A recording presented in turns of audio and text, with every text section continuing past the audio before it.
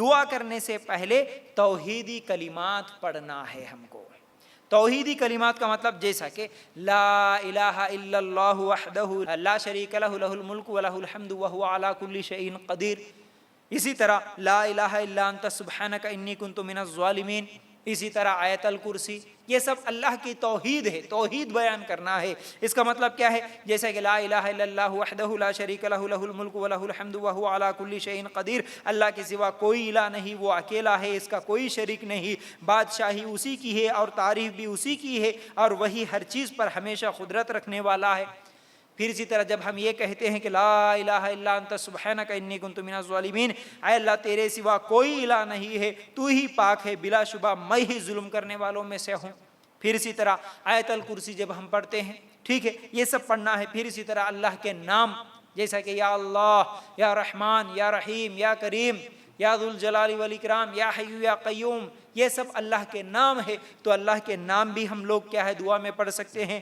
پھر اسی طرح اس کے بعد درود پڑھیں، اللہم صلی علی، اللہم بارک علی، یہ درود پڑھیں۔ پھر اس کے بعد ہم اپنے گناہوں کا اعتراف کریں، اے اللہ میں بہت بڑا گناہ گار ہوں، اے اللہ مجھ سے خطائیں ہوئی، اللہ مجھ سے گناہ ہوئے، اللہ میرے گناہوں کو معاف کر، ٹھیک ہے۔ اس طرح اپنے گناہوں کا اعتراف کرنا اور ندامت اور شرمندگی سے، اے اللہ نہیں معلوم تھا، اللہ بھول چوک ہو گئی، اللہ میں بہت سارے گناہ کر لیا، اس طرح ایک ندامت اور شرمندگی سے اپنے گناہوں کا اعتراف کرتے ہوئے اللہ تعالیٰ کے سامنے اپنے گناہوں کو قبول کر لینا ہے، اعتراف کر لینا ہے۔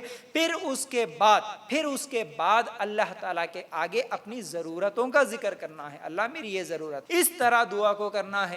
پھر اس کے بعد کیا ہے، دعا درود پڑھ سکتے ہیں، اپنی ضرورتوں کا کیا ہے ذکر کرنے کے بعد پھر درود پڑھیں، پھر اس طرح جو ہے سو دعا مکمل کرے۔ یہ دعا کرنے کا ایک طریقہ ہے۔ دعا اگر ہمارے قبول کرانا چاہتے ہیں، دعا سے پہلے نفل نمازیں پڑھیں، جیسا کہ ابراہیم علیہ السلام کا واقعہ ہم لوگ بار بار سنتے ہیں۔ ابراہیم علیہ السلام سارہ علیہ السلام کو لے کر جب جا رہے تھے، راستے میں ایک بادشاہ جو بری نظر سے دیکھا اور سارہ علیہ السلام کو بلایا اور ان کے ساتھ بری نیت رکھ کر ان کو کیا ہے ان کی طرف آگے بڑھا، تو سارہ علیہ السلام نے کیا کیا، ابراہیم علیہ السلام کی بیوی 2 رکعت نفل نماز پڑھتی ہے، پھر اس کے بعد دعا کرتی ہے، اے اللہ اگر میں تجھ پر اور تیرے رسول پر سچا ایمان لائی ہوں اور میں پاک دامنی کی حفاظت کی ہے، تو اللہ مجھ پر اس کافر کو مسلط نہ کرنا۔ صحیح بخاری کی روایت ہے۔ تو فوراً وہ بیمار ہو گیا اور آگے بڑھ نہ سکا۔